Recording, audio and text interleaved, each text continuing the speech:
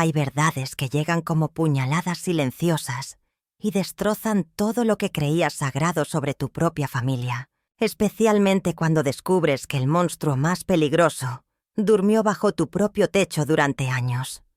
Aviso importante. La historia que escucharás a continuación es real. Nuestra protagonista, una abuela valiente, decidió compartir su relato, por más doloroso que sea, con la esperanza de ayudar a otras mujeres que hayan pasado por situaciones similares. Para proteger su identidad y la de su familia, los nombres han sido cambiados, pero el lugar y los hechos son reales. La voz que escucharás es una narradora sintética, utilizada para preservar la privacidad de nuestra abuela. Si tú también deseas compartir tu historia con el mundo, puedes escribirnos. Será un honor darle voz a otra mujer que logró sobrevivir y seguir adelante. Garantizamos que tu identidad y tu historia estarán siempre protegidas con nosotros. Hola, mis queridos. Aquí es Luciana Morales con mis 70 años bien vividos, hablándoles desde mi hogar en el centro histórico, aquí en Veracruz, México. En esta tierra donde las mujeres mexicanas siempre hemos luchado por la protección de nuestras familias, pero a veces fallamos sin saberlo. Antes de contarles mi historia, quiero conectar con ustedes. ¿Alguna vez confiaron ciegamente en alguien que después descubrieron que era capaz de lastimar lo más sagrado? Si esto toca tu corazón, dale like, suscríbete al canal y cuéntame en los comentarios si también viviste la traición de quien menos esperabas.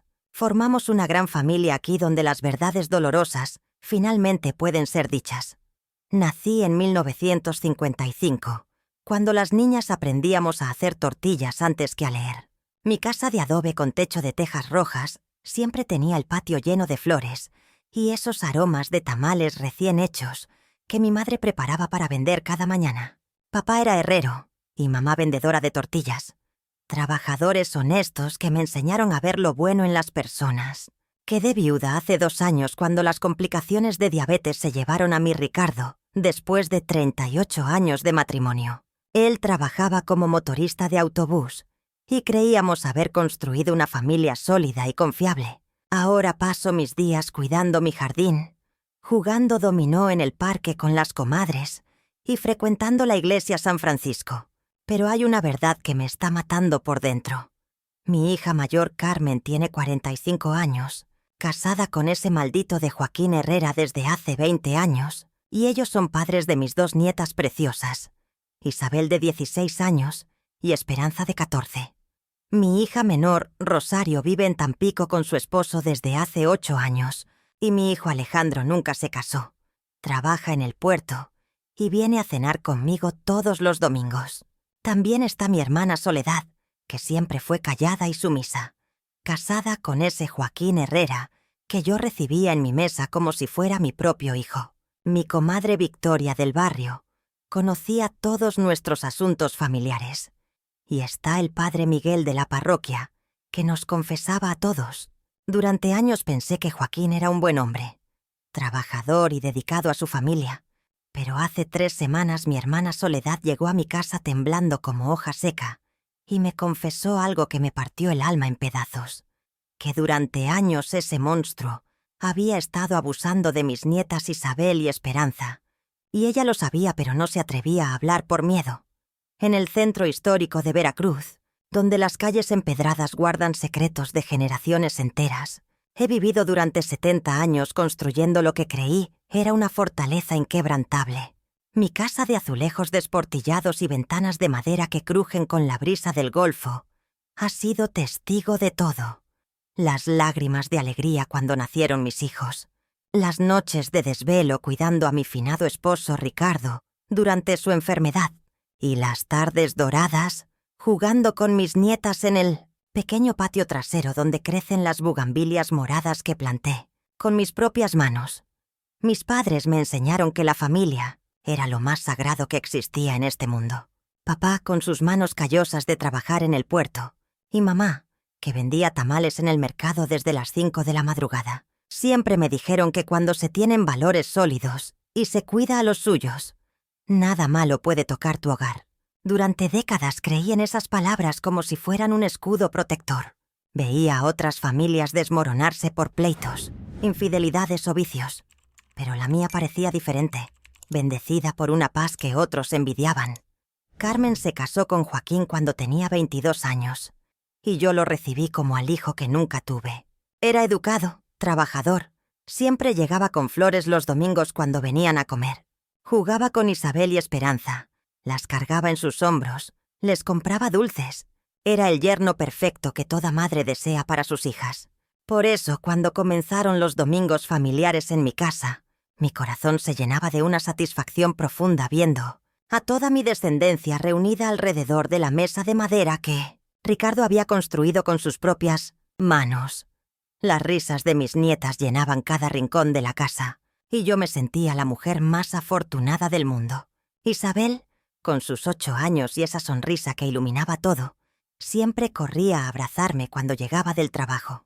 Esperanza, apenas 5 añitos, se acurrucaba en mi regazo mientras yo le contaba cuentos de princesas valientes. Eran mi razón de vivir, mis pequeñas joyas que hacían que cada sacrificio valiera la pena. Pero ahora, después de lo que me confesó Soledad hace 3 semanas, siento como si hubiera estado viviendo en una burbuja de cristal que se hizo pedazos de la forma más dolorosa. La tranquilidad que durante años consideré mi mayor tesoro se ha convertido en una burla cruel del destino, porque resulta que mientras yo creía proteger a mi familia, había estado alimentando al mismísimo demonio que la destruía desde adentro. Ahora entiendo por qué siempre sentí que algo no encajaba en nuestra dinámica familiar, aunque nunca pude ponerle nombre a esa sensación que me carcomía por dentro. Carmen, mi hija mayor, siempre fue la niña perfecta.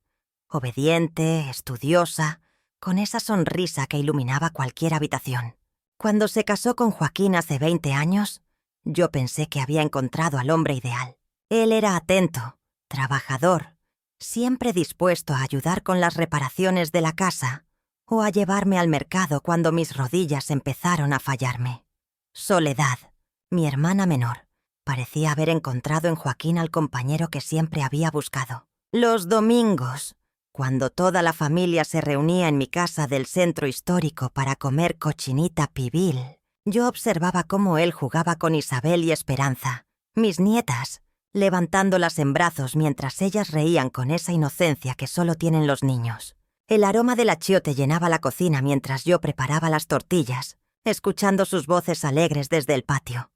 «Es un buen hombre», me decía Soledad cada vez que yo elogiaba a Joaquín por su dedicación a la familia. Sus ojos brillaban con una mezcla de orgullo y algo más que yo no sabía interpretar. Ahora comprendo que era miedo disfrazado de admiración. Durante todos estos años, mientras yo veía en él al yerno ejemplar que cualquier madre desearía, él construía una fachada perfecta que ocultaba la oscuridad más repugnante. Carmen también parecía feliz en su matrimonio. Trabajaba medio tiempo en una tienda de artesanías cerca del malecón y siempre hablaba de los planes que tenía con Joaquín para remodelar su casa o para las próximas vacaciones familiares. Cuando las niñas empezaron a crecer, Isabel con sus 14 años y Esperanza con 12, yo notaba que eran más calladas de lo usual durante las reuniones familiares, pero lo atribuía a la típica timidez adolescente.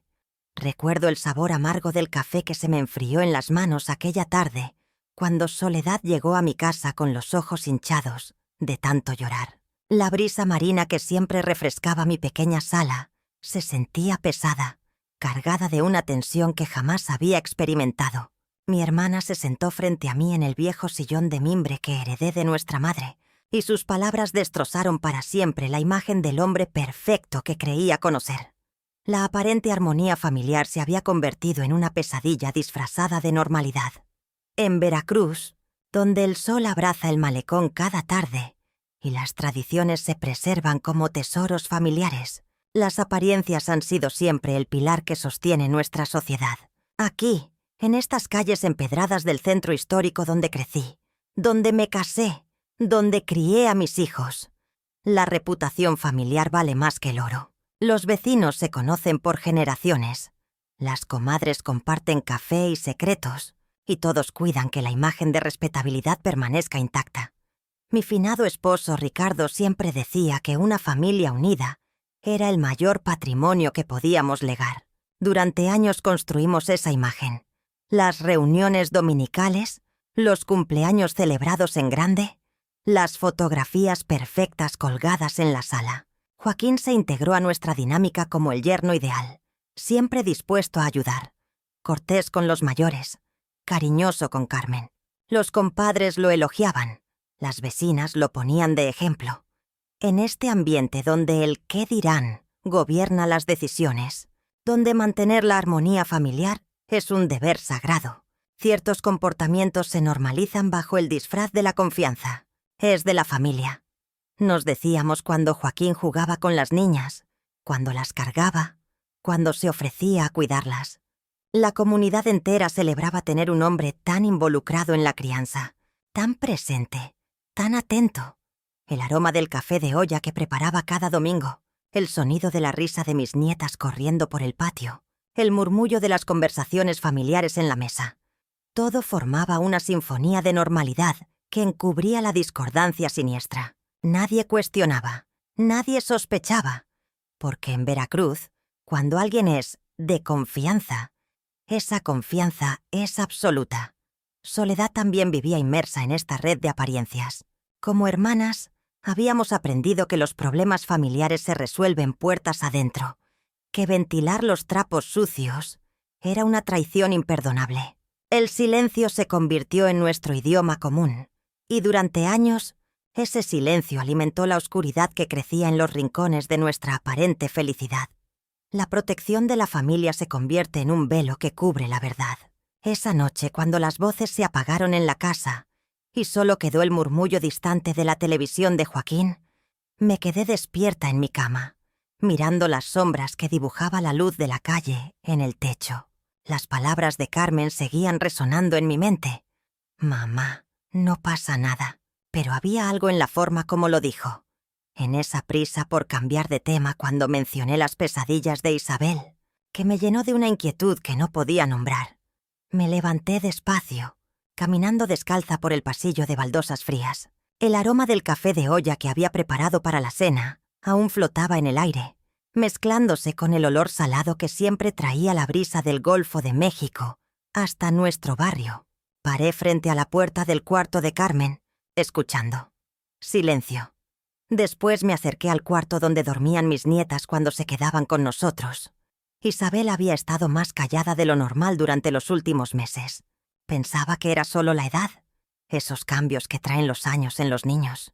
Pero ahora, recordando sus ojitos asustados cuando Joaquín entraba a la sala, comenzaba a sentir un frío en el estómago que no tenía que ver con la madrugada veracruzana. Volví a mi cuarto y me senté en la mecedora donde solía amamantar a mis hijos hace tantos años. Las imágenes se agolpaban en mi mente. Joaquín siempre tan atento con las niñas, ofreciéndose a cuidarlas cuando Carmen tenía que salir, llevándolas al parque los domingos. «¡Qué suerte tienes con ese yerno!», me decían las vecinas.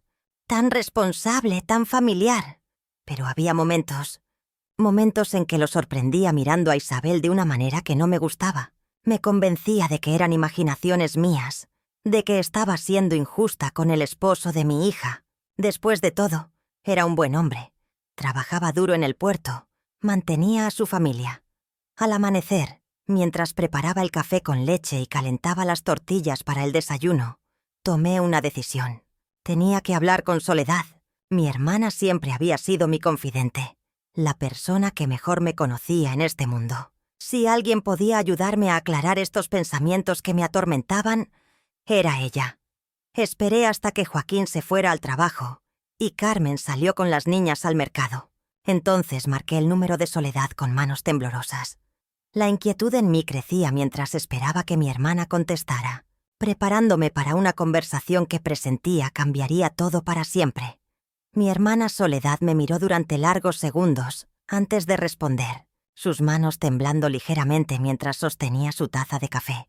El aroma del pan dulce que había preparado esa mañana se mezclaba con el olor a incienso que siempre impregnaba su casa, creando una atmósfera que contrastaba con la tensión que se respiraba en el ambiente.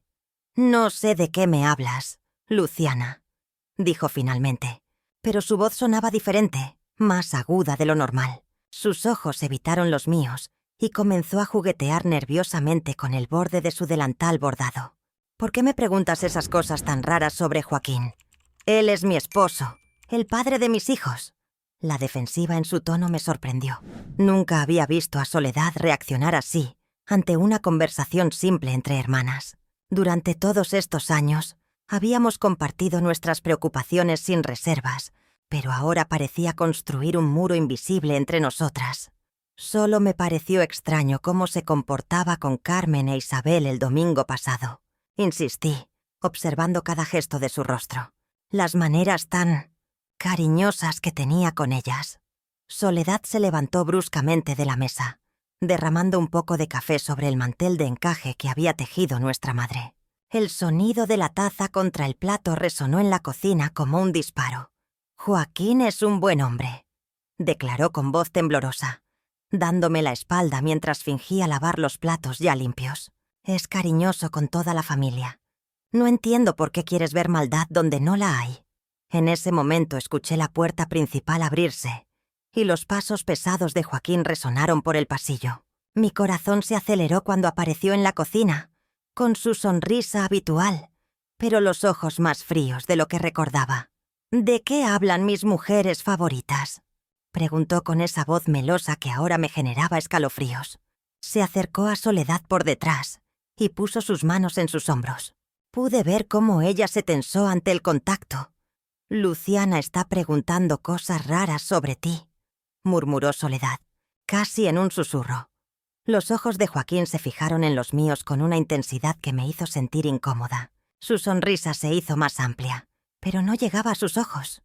«¿Qué tipo de cosas raras, cuñadita querida?». La forma en que pronunció querida hizo que mi piel se erizara. En ese instante, la actitud defensiva de mi hermana y la reacción calculada de Joaquín me confirmaron que mis sospechas no eran infundadas. La defensiva de Soledad había creado más dudas en mi corazón, pero ahora sabía que estaba en el camino correcto hacia una verdad que todos parecían empeñados en ocultar. Con mi decisión firme de desentrañar la verdad, comencé a revisar mis recuerdos con una perspectiva completamente diferente. Las tardes familiares que antes recordaba como momentos de alegría, ahora se teñían de una sombra inquietante. Me senté en mi silla de siempre, cerca de la ventana que da al jardín, y dejé que las imágenes del pasado fluyeran sin filtros. Recordé aquellas ocasiones cuando Isabel, mi nieta mayor, solía esconderse detrás de mí cada vez que Joaquín entraba a la habitación. Yo lo interpretaba como simple timidez infantil. Incluso me parecía tierno que buscara mi protección. Pero ahora, reviviendo esos momentos, pude percibir el miedo auténtico en sus ojitos oscuros, la forma en que se aferraba a mi falda como si fuera su último refugio. También emergieron las tardes cuando Esperanza, apenas una niña de 7 años, cambiaba completamente su comportamiento cuando él llegaba de visita. La pequeña que momentos antes reía y jugaba conmigo, se transformaba en una criatura silenciosa y tensa. Sus bracitos se cruzaban sobre su pecho, y su mirada se dirigía al suelo cada vez que Joaquín intentaba acercarse. Yo atribuía estas reacciones a las rabietas normales de la infancia, sin comprender que era una señal desesperada de auxilio. El olor a café que siempre preparaba cuando venía de visita me transportó a aquellas conversaciones familiares donde él desviaba hábilmente cualquier tema relacionado con las niñas. Cuando Carmen mencionaba algún problema de comportamiento de sus hijas, Joaquín rápidamente cambiaba el tema hacia el trabajo, el clima o cualquier banalidad. Su sonrisa forzada y la manera en que tamborrileaba nerviosamente los dedos sobre la mesa de madera me parecían simples gestos de incomodidad por la paternidad, pero ahora comprendía que era la ansiedad del culpable. Las piezas del rompecabezas comenzaron a encajar con una claridad aterradora, y cada recuerdo recuperado me acercaba más a una verdad que cambiaría nuestra familia para siempre. Ese martes por la mañana, mientras preparaba café en mi pequeña cocina del centro histórico, Soledad llegó con el rostro hinchado y los ojos enrojecidos. El aroma a canela que siempre perfumaba mi hogar se volvió amargo cuando vi su estado. Había llorado tanto que tenía las mejillas marcadas por surcos de lágrimas secas. «Luciana, necesito decirte algo», susurró con una voz quebrada que jamás le había escuchado en nuestros 70 años de vida, compartida como hermanas. Se sentó en la silla de mimbre junto a la ventana, la misma donde nuestra madre Sol solía zurcir calcetines cuando éramos niñas. Sus manos temblaban de tal manera que tuvo que entrelazar los dedos para controlarlas. El olor a humedad del mar de Veracruz se colaba por la ventana abierta, pero el ambiente se sentía sofocante. «Es sobre Joaquín», murmuró, y mi corazón se detuvo por un instante. Las palabras que siguieron cayeron sobre mí como piedras. «Ha estado tocando a Isabel y Esperanza. Lleva años haciéndolo, Luciana. Años». Su voz se quebró completamente al pronunciar los nombres de mis nietas. El mundo se desplomó. La taza de café resbaló de mis manos y se estrelló contra el suelo de mosaicos, esparciendo el líquido caliente por toda la cocina. El sonido del porcelana rompiéndose resonó como un eco de mi propia alma fracturándose. «¿Cómo puedes estar segura?». Y logré articular, aunque cada fibra de mi ser ya conocía la respuesta. Soledad alzó la mirada, y en sus ojos vi la confirmación de mis peores pesadillas. Las vi llorar después de que él saliera de su cuarto. Las escuché suplicarle que parara. «Soy una cobarde, hermana. Una maldita cobarde que permitió que esto siguiera pasando». Mis piernas perdieron toda la fuerza. Me aferré al respaldo de la silla, sintiendo cómo el aire se escapaba de mis pulmones. Joaquín, el hombre que Carmen había traído a nuestra familia, el que comía en mi mesa cada domingo, el que jugaba con mis nietas mientras yo preparaba los frijoles refritos. El monstruo había estado viviendo bajo mi propio techo. La carga del secreto pesa sobre los hombros de Luciana. Cada palabra de Soledad seguía resonando en mi mente como campanas funerarias. No podía dejar de temblar mientras las imágenes de todos estos años se reorganizaban ante mis ojos como piezas de un rompecabezas macabro. Cada visita de Joaquín, cada vez que se quedó a cuidar a Carmen y Rosario cuando yo tenía que salir, cada sonrisa que me dirigía cuando llegaba a casa. Todo había sido una mentira construida sobre el dolor de mis niñas. Me senté en la mecedora de mi finado esposo, esa donde solía encontrar consuelo, pero ahora solo sentía el frío de la madera contra mi espalda. Las lágrimas corrían sin control por mis mejillas mientras recordaba las noches en que Carmen y Rosario regresaban extrañamente calladas después de pasar tiempo con su tío. Yo atribuía su silencio a cansancio. Nunca imaginé que era terror lo que las callaba. El olor a café de la mañana todavía flotaba en la cocina, recordándome que hace apenas unas horas mi mundo era diferente. Ahora ese aroma me resultaba nauseabundo. Todo en esta casa había sido testigo silencioso del horror, y yo había sido demasiado ciega para verlo. El sonido del reloj de pared marcaba cada segundo de mi despertar doloroso a la realidad. Pensé en Isabel y Esperanza, las pequeñas nietas que ahora Joaquín veía con esos ojos que yo creía paternales. Mi sangre se heló al imaginar sus manitas inocentes siendo tocadas por las mismas manos que habían destruido la infancia de sus madres. No podía permitir que la historia se repitiera, que mis errores del pasado condenaran a otra generación de mi familia. El teléfono en la mesa del comedor me miraba como si fuera mi única salvación. Sabía que tenía que actuar, que cada minuto que pasara en shock era tiempo perdido, tiempo en que mis nietas seguían en peligro. Mi cuerpo de 70 años nunca había sentido tal urgencia, tal necesidad desesperante de correr contra el tiempo para proteger lo que más amaba en este mundo. La tarde se oscurecía rápidamente y sabía que Joaquín llegaría pronto a su casa, donde Isabel y Esperanza lo estarían esperando con la confianza ciega que solo los niños pueden tener. Esa noche no pude cerrar los ojos. Caminé por la casa como un alma en pena, revisando cada rincón donde mis hijas habían jugado, donde habían crecido bajo mi techo. El aroma del café de olla que preparé a las 3 de la madrugada llenaba la cocina, pero su sabor amargo no lograba quitarme el nudo en la garganta. Cada sombra me parecía una amenaza. Cada crujido de la madera me recordaba que había fallado como madre. Cuando salió el sol, tomé una decisión que me aterraba tanto como me aliviaba. Necesitaba hablar con alguien más. Necesitaba saber si mis sospechas eran ciertas. Mi comadre Rosa había sido mi confidente durante décadas, y si alguien podría ayudarme a entender esta pesadilla, era ella. La encontré barriendo su patio, con esa energía que siempre la caracterizaba, a pesar de sus 70 años. Pero cuando le conté lo que Soledad me había confesado, vi cómo su rostro cambió completamente. Las arrugas alrededor de sus ojos se marcaron más profundamente, y por un momento largo, solo escuché el sonido de las hojas secas bajo la escoba. «Luciana», me dijo finalmente, con una voz que apenas reconocí. «Hay cosas que una guarda durante años, esperando nunca tener que sacarlas a la luz». Se sentó pesadamente en el escalón de su puerta, y yo supe que estaba a punto de escuchar algo que cambiaría todo nuevamente. Me contó sobre su sobrina, la hija de su hermano, que había venido a visitarla hace muchos años atrás, una niña callada que se negaba a quedarse sola con ciertos familiares, que lloraba sin razón aparente.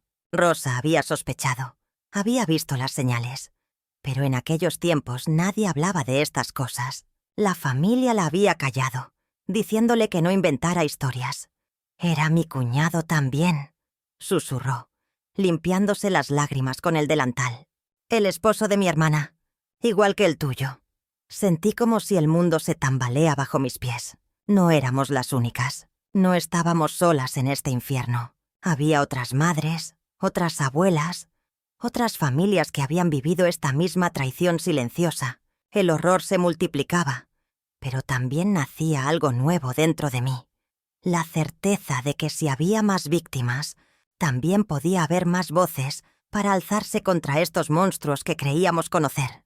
Esas voces que habían encontrado el valor de hablar me iban revelando un mapa del horror que jamás imaginé existiera. Carmen no había sido la única, Rosario tampoco. Mi prima Elena me confesó por teléfono, con voz quebrada, que su nieta había mencionado cosas extrañas sobre las visitas de Joaquín cuando yo no estaba en casa. «Pensé que era mi imaginación», me decía mientras lloraba. «Pensé que estaba viendo fantasmas donde no los había». Cada conversación era como abrir una herida infectada que había estado oculta durante años.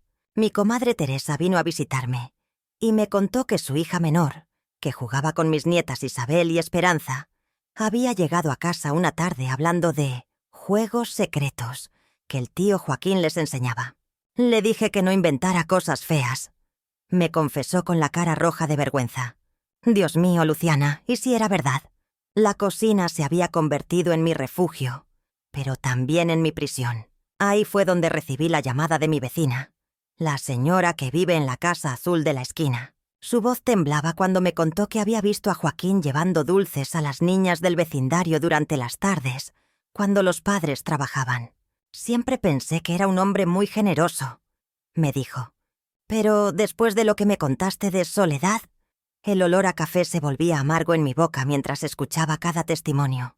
Mis manos temblaban tanto que tuve que dejar la taza sobre la mesa.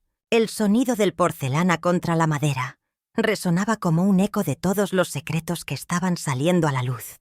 Me preguntaba cuántos más había, cuántas familias habían guardado silencio por miedo, por vergüenza, por esa terrible costumbre de no hablar de lo que duele. Por las noches, cuando Veracruz se quedaba en silencio, yo permanecía despierta pensando en todas esas madres que, como yo, habíamos fallado. Habíamos dejado entrar al lobo a nuestra casa y él había hecho su trabajo mientras nosotras preparábamos la cena o lavábamos la ropa. El peso de todos estos secretos se acomodaba sobre mi pecho como una roca gigante, aplastándome lentamente, recordándome que ya no podía pretender que esto era solo nuestro problema familiar. Durante las siguientes semanas, me encontré atrapada en una batalla constante conmigo misma. Cada mañana despertaba con la esperanza de que todo hubiera sido solo una pesadilla terrible, pero las palabras de Soledad resonaban en mi mente como campanas funerarias. «Tal vez mi hermana está confundida», me repetía mientras preparaba el café, inhalando el aroma que antes me consolaba. «Tal vez malinterpretó algo que vio». Me sorprendí a mí misma buscando excusas para Joaquín. Recordaba cómo cargaba a Isabel en sus brazos cuando era pequeña, la forma gentil en que le enseñaba a andar en bicicleta a Esperanza. «Un hombre así no puede ser un monstruo», susurraba al vacío de mi sala, donde las fotografías familiares me observaban desde sus marcos como testigos silenciosos de mi negación. Cuando Carmen llegaba de visita con las niñas, Yo estudiaba cada gesto, cada mirada, buscando desesperadamente señales de que todo estuviera normal. «Mira qué felices están», me decía, observando a mis nietas jugar en el patio. Pero por debajo de esa búsqueda desesperada de normalidad, una voz pequeña y persistente me susurraba verdades que no quería escuchar. Las comidas familiares se volvieron un teatro cruel, donde yo actuaba el papel de la abuela ignorante. Sonreía cuando Joaquín contaba sus chistes. Asentía cuando hablaba de sus planes para las vacaciones con las niñas. Por dentro, cada fibra de mi ser gritaba, pero por fuera mantenía la máscara de la familia perfecta que había construido durante tantos años. Una tarde, mientras Esperanza jugaba en mi jardín, la observé con ojos diferentes. Su risa ya no sonaba tan espontánea. Sus abrazos parecían más mecánicos. «Es solo mi imaginación», me repetí, pero mis manos temblaron al servirle el agua fresca de Jamaica que tanto le gustaba. La sed de negación era más fuerte que la sed de verdad. Dejé de contestar las llamadas de Soledad. No podía enfrentar su mirada llena de culpa y expectativa. Cada timbrazo del teléfono era como una puñalada que me recordaba la conversación que había cambiado todo para siempre. Prefería vivir en el limbo de la ignorancia fingida que enfrentar la realidad que me destrozaría completamente. Las noches se volvieron interminables. Yacía en mi cama, mirando el techo agrietado, preguntándome si tenía la fuerza para destruir la vida que conocía por una verdad que todavía esperaba que fuera mentira. El reloj de la cocina marcaba las horas con su tic-tac implacable, recordándome que el tiempo no esperaría mi decisión. Las sombras del pasado comenzaban a cerrarse a mi alrededor. El amanecer llegó sin traer alivio. Me levanté como siempre, pero esta mañana fue diferente. Mientras preparaba el café, mis manos temblaron al recordar cada detalle de lo que Soledad me había contado. Ya no podía fingir que sus palabras eran producto de los celos o la venganza. Durante toda la semana había buscado excusas, razones para dudar. Pero la verdad se había instalado en mi pecho como una piedra fría. Miré hacia el pasillo donde estaban los cuartos de Carmen y mis nietas. Isabel tenía apenas 8 años. Esperanza 10. Tan pequeñas, tan inocentes. El monstruo que había tocado sus cuerpitos había dormido en esta misma casa. Había comido en mi mesa. Había recibido mi confianza ciega. Me había engañado completamente. Y yo, como una tonta, le había abierto las puertas de mi hogar. El aroma del café se volvió amargo en mis fosas nasales. Recordé todas las veces que Joaquín se había quedado a cuidar a las niñas cuando Carmen trabajaba tarde. Todas las ocasiones en que yo había agradecido su bondad por ayudar con sus hijastras. Cada recuerdo se transformaba ahora en una puñalada de culpa y horror. Me senté en la cocina, las lágrimas rodando por mis mejillas arrugadas. Ya tenía 70 años. Había vivido tanto. Había perdido a mi querido Ricardo hacía 5 años por la diabetes. Había criado a mis hijos con esfuerzo. Pensé que en esta etapa de mi vida solo me quedaban los domingos familiares y el cariño de mis nietas. Jamás imaginé que tendría que enfrentar algo así. Pero cuando escuché los pasos de Isabel bajando las escaleras para desayunar, algo cambió dentro de mí. Vi su carita somnolienta, sus trenzas despeinadas, su sonrisa tímida al saludarme. En ese momento supe que ya no había vuelta atrás. No podía seguir escondiéndome detrás del miedo o la vergüenza. Estas niñas eran mi responsabilidad, su abuela, su protectora, y había fallado miserablemente al dejar que ese depredador se acercara a ellas. Pero ahora tenía la oportunidad de hacer lo correcto, aunque fuera tarde, aunque doliera, aunque destroza a toda la familia. Abracé a Isabel mientras desayunaba sus cereales, respirando el olor dulce de su cabello recién lavado. La rabia comenzó a arder en mi interior, una llama que crecía con cada segundo. Joaquín había lastimado a mis bebés, y yo no iba a permitir que siguiera haciéndolo ni un día más. Esa mañana, mientras Isabel se iba a la escuela con su mochila rosa, yo sabía que no podía seguir viviendo con la incertidumbre. La confesión de Soledad resonaba en mi mente como un eco doloroso, pero necesitaba algo más que palabras. Necesitaba pruebas.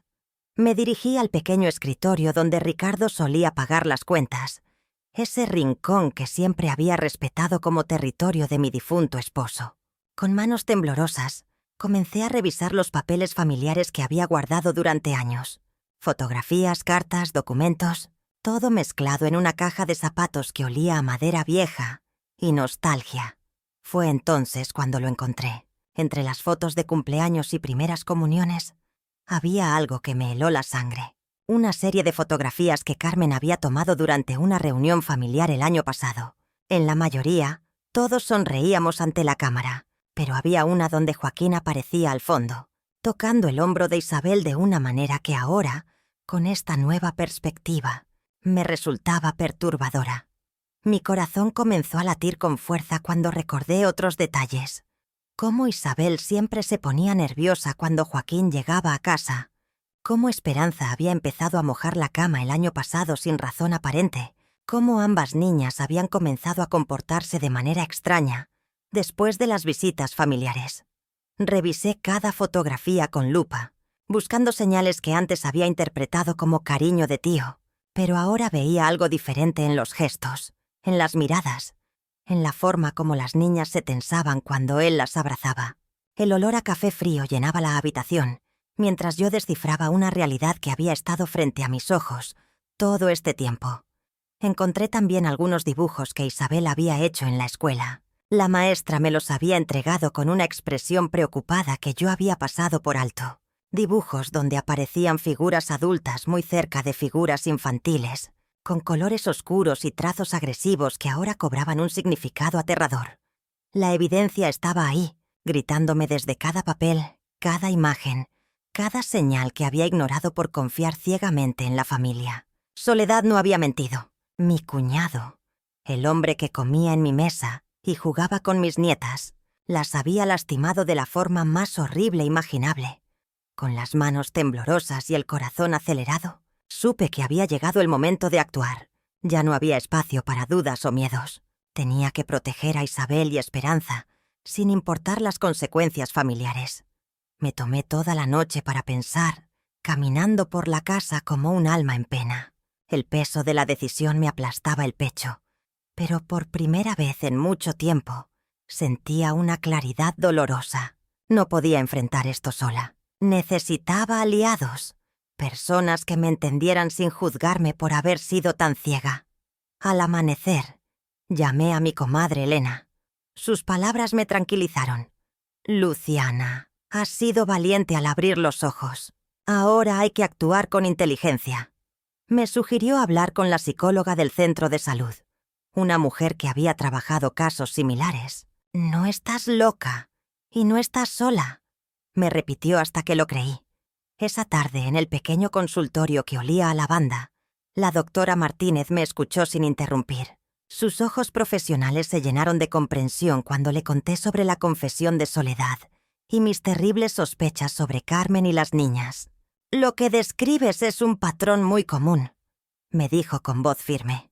Los abusadores eligen víctimas vulnerables y construyen una red de silencio. Su hermana fue también una víctima antes de convertirse en cómplice. Me dio folletos sobre cómo hablar con niños que han sufrido abuso, cómo documentar evidencias sin traumatizar más a las pequeñas. Aprendí palabras que nunca pensé que necesitaría.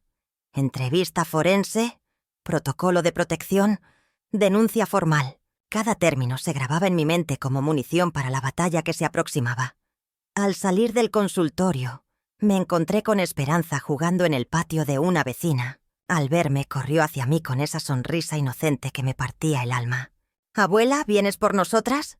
Su pregunta sencilla resonó como un grito de auxilio. La abracé fuerte, respirando el olor a champú de bebé en su cabello, prometiéndole en silencio que jamás volvería a fallarle. Esa noche, mientras organizaba los números de teléfonos que me había dado la doctora Martínez, escuché risas desde la casa de Carmen. Risas que ahora me sonaban falsas, forzadas. Una determinación fría se instaló en mi pecho. Tenía mi plan, tenía mi apoyo y tenía la verdad de mi lado. Pero también sabía que enfrentar a Joaquín significaría romper para siempre los lazos familiares que me quedaban, incluyendo la complicidad silenciosa que Soledad había mantenido durante años. Al día siguiente, me desperté con una claridad que no había sentido en semanas. La decisión estaba tomada, pero necesitaba saber quién estaría realmente conmigo cuando llegara el momento de actuar. El aroma a café de olla llenaba mi cocina mientras preparaba mi lista mental de las personas a quienes podría acudir. Comencé con lo más cercano. Alejandro llegó temprano, como había prometido. Su rostro mostraba la determinación de un hombre que había pasado la noche sin dormir, pensando en sus hermanas y en los años perdidos. «Mamá, hablé con un abogado anoche. Dice que necesitamos evidencia más sólida, pero que Carmen y Rosario pueden presentar una denuncia formal», me dijo mientras sostenía mis manos temblorosas.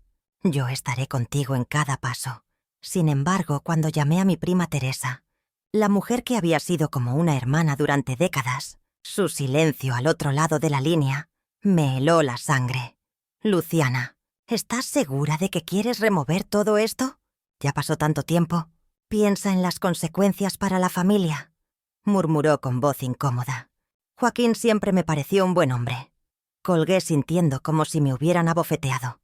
Teresa conocía a mis hijas desde pequeñas. Las había visto crecer. Su cobardía me dolió más que cualquier grito. La traición más profunda llegó esa tarde. Soledad apareció en mi puerta con los ojos rojos e hinchados. Al principio pensé que venía a apoyarme, pero sus primeras palabras me destrozaron. «Hermana». Joaquín me juró que fueron malentendidos. Dice que las niñas interpretaron mal sus muestras de cariño. Susurró sin poder mirarme a los ojos. Tal vez deberíamos hablar con ellas primero, antes de arruinar su vida». La sangre se me subió a la cabeza. Mi propia hermana, quien me había confesado la verdad, ahora defendía al monstruo que había abusado de mis hijas. La manipulación de Joaquín había funcionado incluso con ella. «¿Muestras de cariño?», repetí, sintiendo cómo mi voz se quebraba. «¿Llamas así a lo que le hizo a Carmen y Rosario?». Soledad retrocedió hacia la puerta, sus manos temblando. Es mi esposo, Luciana. No puedo simplemente destruir mi matrimonio por...». No la dejé terminar. La puerta se cerró con un sonido seco que resonó por toda la casa. Mi hermana había elegido proteger al depredador antes que a sus propias sobrinas. El ambiente se había vuelto denso, cargado de una tensión donde cada mirada esquiva y cada silencio cómplice revelaban las verdaderas lealtades de quienes me rodeaban. Esperé hasta que la casa quedó en silencio completo.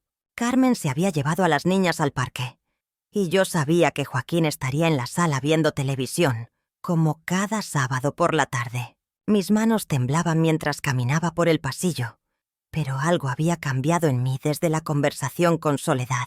Ya no era la misma mujer que había permitido que esto sucediera bajo mi propio techo. Cuando entré a la sala, él ni siquiera volteó a verme. Estaba recostado en el sillón, con esa actitud relajada que ahora me provocaba náuseas. Durante años había visto esa misma postura y había pensado que era un buen hombre, un padre de familia responsable. ¡Qué ciega había estado! «Joaquín, necesitamos hablar», le dije con voz firme, apagando el televisor. Se incorporó lentamente, con esa sonrisa condescendiente que solía usar conmigo. «¿Qué pasa, suegra? Se ve muy seria». Respiré profundo, sintiendo cómo el aire se espesaba entre nosotros. «Sé lo que has estado haciendo con Isabel y Esperanza». La expresión de su rostro cambió instantáneamente. La máscara amable se desplomó, revelando algo frío y calculador que nunca había visto antes. Se puso de pie lentamente, y por primera vez en mi vida, le tuve miedo a este hombre. «No sé de qué está hablando», murmuró, pero su voz había perdido toda naturalidad. «Mi hermana me lo dijo todo, Joaquín. Soledad vio lo que hiciste con Isabel, y estoy segura de que no ha sido la única vez». El silencio que siguió fue ensordecedor. Podía escuchar mi propio corazón latiendo mientras él procesaba que su secreto había sido descubierto. Sus manos se cerraron en puños, y vi cómo su mandíbula se tensaba. «Soledad no debería meter sus narices donde no la llaman», dijo finalmente, y en su voz había una amenaza velada. Esas palabras fueron como una bofetada. No negaba nada, no intentaba explicar o justificar, solo se molestaba porque lo habían descubierto. Sentí una furia que jamás había experimentado, una rabia maternal que me quemaba por dentro. «¿Eso es todo lo que tienes que decir? ¿Que mi hermana no debería hablar?», le grité, alzando la voz por primera vez en décadas. «Estás abusando de mis nietas, monstruo. Su expresión se endureció aún más y dio un paso hacia mí. La confrontación final había comenzado. «Mírame a los ojos, Joaquín», le grité, sin retroceder ni un centímetro. «Sé exactamente lo que les hiciste a Carmen y a Rosario cuando eran pequeñas. Soledad me lo contó todo». Su rostro se transformó completamente. La máscara de hombre respetable se desplomó en segundos, revelando algo frío y calculador que me heló la sangre. Pero ya no tenía miedo. Después de todos estos años, finalmente conocía la verdad sobre el monstruo que había permitido entrar a mi hogar. «No sé de qué hablas, Luciana», murmuró con voz ronca, pero sus manos temblaban ligeramente. «Soledad está enferma, dice cualquier cosa». «¿Enferma?» El dolor se convirtió en furia pura. Tu propia esposa me describió cada detalle, cada momento en que abusaste de mis hijas. Me contó cómo las amenazabas para que no hablaran, cómo les decías que era nuestro secreto especial. Joaquín retrocedió hacia la pared, pero yo seguí avanzando. El olor a miedo comenzó a brotar de su piel, mezclándose con el aroma a café frío que llenaba la habitación. Escuché el ruido distante del tráfico en las calles de Veracruz, pero todo mi mundo se había reducido a esta confrontación. Carmen tenía apenas 6 años cuando empezaste. Continué, mi voz quebrándose pero manteniéndose firme. Rosario tenía 4. Eran bebés, Joaquín, bebés que confiaban en ti. «Estás loca», balbuceó, pero el sudor perlaba su frente. «Nunca toqué a... No te atrevas a mentirme». El grito salió desde lo más profundo de mi ser. Soledad me contó cómo las llevabas al cuarto cuando yo trabajaba, cómo les decías que si hablaban algo terrible les pasaría a todas. Sus ojos se movían desesperadamente buscando una salida, pero yo bloqueaba la puerta. Durante 20 y tantos años había vivido con la certeza de que algo estaba mal, sintiendo la distancia inexplicable de mis hijas, sus pesadillas constantes, su rechazo a quedarse solas conmigo y con él. Ahora entiendo por qué Carmen nunca quería que Isabel y Esperanza se quedaran aquí. Susurré, sintiendo cómo cada pieza del rompecabezas encajaba dolorosamente en su lugar. Ella sabía que tenía que proteger a sus propias hijas de ti. El silencio se volvió ensordecedor. En sus ojos vi algo que me confirmó todo. Culpa, pánico y la desesperación de un hombre cuyo mundo secreto acababa de colapsar completamente. Si esta historia te recordó a tu madre, compártela para que otras mujeres encuentren el valor de enfrentar la verdad, sin importar cuánto duela. La confesión estaba a punto de brotar de sus labios temblorosos. Después de confrontar a Joaquín, me quedé sentada en mi sala durante horas, sintiendo cómo el peso de la verdad se asentaba en mis huesos como el frío de diciembre. El silencio de la casa me gritaba que ya nada sería igual.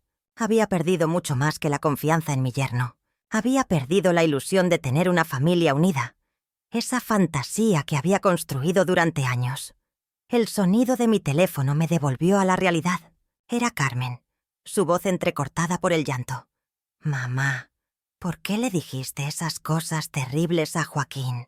Él me contó todo. No puedo creer que le hayas inventado semejantes mentiras sobre las niñas».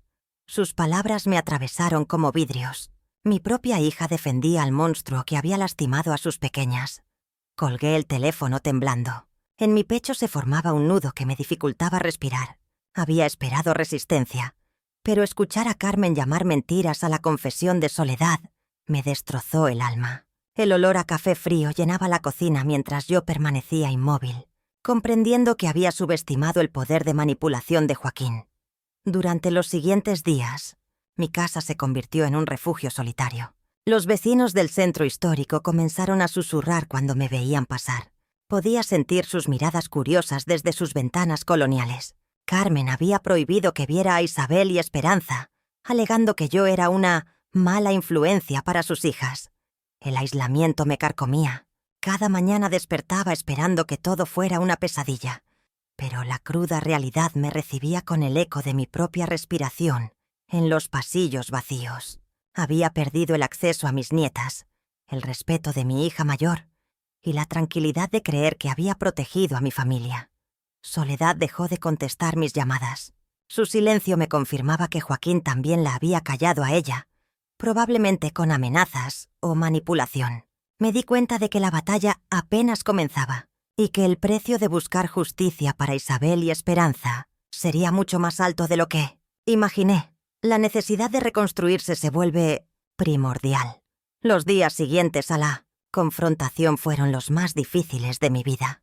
Me encontraba en un limbo emocional donde la rabia, la tristeza y la culpa se turnaban para atormentarme. Algunas mañanas despertaba con la esperanza de que todo hubiera sido una pesadilla, pero la realidad siempre me golpeaba con fuerza.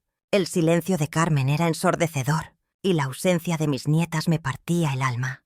Fue en uno de esos días oscuros cuando recordé algo que había visto en el centro de salud. Un pequeño volante sobre un grupo de apoyo para mujeres.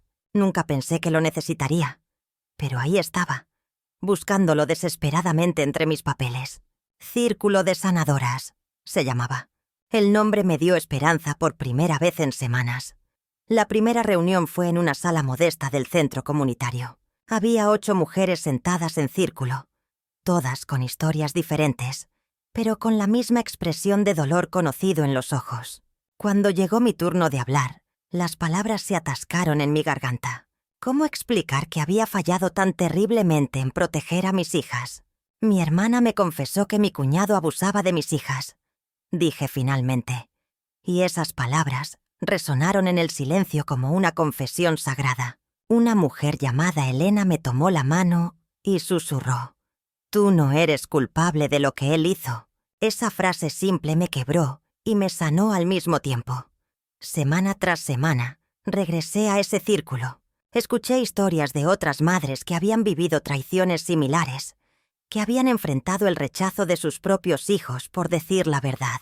Gradualmente comencé a entender que mi valor no residía en mi perfección como madre, sino en mi determinación de proteger a mis nietas, aun cuando eso significara perder a mi hija temporalmente. Elena se convirtió en una amiga cercana. Había pasado por algo parecido con su yerno 10 años atrás. La sanación no significa olvidar, me decía mientras tomábamos café después de las reuniones. Significa encontrar la fuerza para seguir adelante con la verdad como tu guía. Mientras compartía mi historia y escuchaba las de otras, algo poderoso comenzó a crecer dentro de mí. Ya no era solo Luciana, la abuela engañada. Era una mujer que había encontrado su voz y estaba dispuesta a usarla. Cada lágrima derramada en ese círculo me acercaba más a la persona que necesitaba ser para cerrar definitivamente este capítulo de dolor y comenzar uno nuevo de esperanza. La paz interior que había encontrado en el grupo de apoyo me dio la claridad que necesitaba para dar el paso más importante de toda esta pesadilla. Durante semanas había estado recopilando cada evidencia, cada testimonio, cada detalle que pudiera servir para proteger a mis nietas de una vez por todas. Las fotografías que Isabel había guardado en secreto, los dibujos perturbadores que Esperanza había hecho en terapia, los mensajes que Joaquín había enviado a Carmen, amenazándola con quitarle a las niñas si hablaba. Todo estaba ahí, esperando su momento. La abogada especializada en casos de abuso infantil que me había recomendado una compañera del grupo revisó cada documento con la seriedad que merecía. «Tenemos un caso sólido, señora Morales», me dijo mientras organizaba los papeles sobre su escritorio de madera oscura. El testimonio de sus nietas, respaldado por la evaluación psicológica y estas evidencias, es más que suficiente para proceder. El aroma a café frío llenaba su oficina mientras yo firmaba los documentos que cambiarían todo para siempre. Cuando la orden de restricción llegó a manos de Joaquín, supe que no había vuelta atrás. Carmen me llamó esa misma tarde, su voz temblando entre el miedo y el alivio. «Mamá, está furioso. Dice que nos va a destruir, pero por primera vez en años siento que puedo respirar». El proceso judicial sería largo y doloroso, pero cada audiencia, cada declaración, cada paso legal nos acercaba más a la justicia que mis nietas merecían. Soledad intentó contactarme una última vez, pero el teléfono quedó colgando en mis manos. Su traición había sido demasiado profunda, demasiado calculada. No había espacio para su arrepentimiento tardío en el nuevo mundo que estaba construyendo para mi familia. Las amigas del grupo me recordaron que perdonar no significaba olvidar, y que proteger a las inocentes era más importante que mantener lazos familiares tóxicos. Meses después, cuando el juez dictó la sentencia que alejaba definitivamente a Joaquín de nuestras vidas, sentí como si un peso de décadas finalmente se levantara de mis hombros. Mis nietas podrían crecer sin miedo. Carmen podría reconstruir su vida sin amenazas. Y yo había demostrado que el silencio jamás volvería a ser una opción en nuestra familia. La paz trae consigo una nueva esperanza. Sentada en mi sillón de siempre, con la luz del atardecer veracruzano filtrándose por la ventana, comprendo que toda esa pesadilla tenía un propósito. El aroma del café que se enfría en la mesa me acompaña mientras mis pensamientos se ordenan como nunca antes. Las lágrimas que derramé, los gritos que callé, las noches sin dormir, todo tuvo sentido. El silencio, me doy cuenta ahora, puede ser tan destructivo como las mentiras. Durante años guardé sospechas que me carcomían por dentro, creyendo que protegía a mi familia al no hablar. Qué equivocada estaba. Cada día que pasaba sin actuar, mis nietas seguían sufriendo mientras yo me convencía de que mis dudas eran infundadas. Cuando Soledad finalmente me confesó la verdad sobre Joaquín, sentí que el mundo se me venía encima.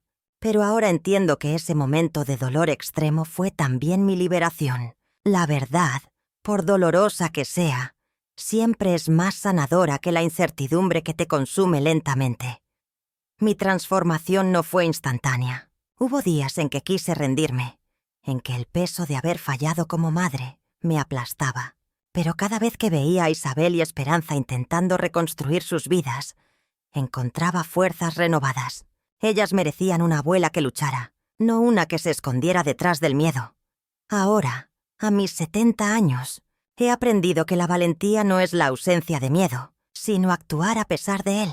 Confrontar a Joaquín fue aterrador, pero confrontar mi propia culpa fue aún más difícil.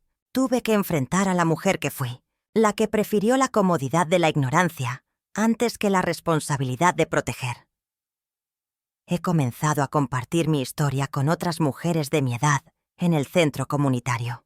Sus rostros reflejan reconocimiento, dolor compartido. Muchas han vivido sospechas similares, guardando secretos que las devoran. Les digo lo que me hubiera gustado escuchar años atrás. Nunca es demasiado tarde para actuar. Nunca somos demasiado mayores para ser valientes. Mi mensaje es simple pero poderoso. La verdad, aunque duela, es el único camino hacia la sanación real. El silencio cómplice solo perpetúa el sufrimiento de los inocentes. Después de 3 años desde aquel momento que cambió nuestras vidas para siempre, puedo decir con certeza que la verdad nos liberó, aunque el camino hacia la sanación fuera más arduo de lo que jamás imaginé. Hoy, a los 73 años, he encontrado mi verdadero propósito. Cada martes y jueves me dirijo al centro comunitario del barrio donde coordino un grupo de apoyo para madres que han enfrentado situaciones similares. Veo en sus ojos el mismo dolor que una vez cargué, pero también esa chispa de fortaleza que todas llevamos dentro. La culpa nunca fue nuestra, les repito, sosteniéndoles las manos mientras comparten sus historias. Mi propia experiencia se ha convertido en el faro que guía a otras mujeres hacia la luz. Carmen finalmente encontró el valor que yo siempre supe que tenía. Después de meses de terapia decidió mudarse con las niñas a Puebla, donde mi primo Alejandro les ofreció un nuevo comienzo. Me llama cada domingo, y en su voz ya no escucho ese temor que antes la paralizaba. Mamá, las niñas están bien. Isabel hasta se unió al equipo de voleibol de su nueva escuela. Me contó la semana pasada. Esperanza, mi pequeña guerrera, ahora tiene 12 años y habla abiertamente sobre lo que vivió, ayudando incluso a otros niños en su escuela. El peso más grande que cargaba era el destino de Joaquín, pero la justicia siguió su curso. Fue sentenciado a 8 años de prisión. Y aunque algunos decían que era poco, para mí representaba que alguien finalmente escuchó a mis nietas. El día de la sentencia, Carmen me apretó la mano y susurró: «Se acabó, mamá. Por fin se acabó». Soledad y yo hemos reconstruido nuestra relación lentamente. Ya no vive con esa sombra de negación que la consumía. Ahora trabaja como voluntaria en una línea de ayuda para mujeres maltratadas canalizando su dolor en algo constructivo. «Debí haberte dicho antes», me repitió durante nuestra última conversación telefónica. «Pero ahora sé que nunca más me callaré ante una injusticia». Mi hogar se ha convertido en un refugio para cualquier mujer que necesite ser escuchada. La mesa donde una vez se sentó el monstruo que lastimó a mis nietas, ahora acoge conversaciones de esperanza y planes de futuro. En las paredes cuelgan cartas de agradecimiento de mujeres que encontraron su voz después de escuchar mi historia. Esta experiencia me enseñó que el empoderamiento real no viene de la venganza, sino de romper los silencios que protegen a los depredadores. Cada testimonio que doy, cada mano que sostengo, cada lágrima que seco, son pequeñas victorias contra la cultura del silencio que casi destroza a mi familia. A todas las mujeres que me escuchan, les digo, nunca es tarde para alzar la voz. La edad no es una barrera para defender lo que es justo. Somos más fuertes de lo que creemos. Y juntas podemos cambiar el mundo, una historia a la vez. ¿Has sentido alguna vez que tu voz podría cambiar el destino de alguien más? Comparte tu historia en los comentarios y ayúdanos a construir una comunidad donde ningún secreto oscuro pueda lastimar a los inocentes.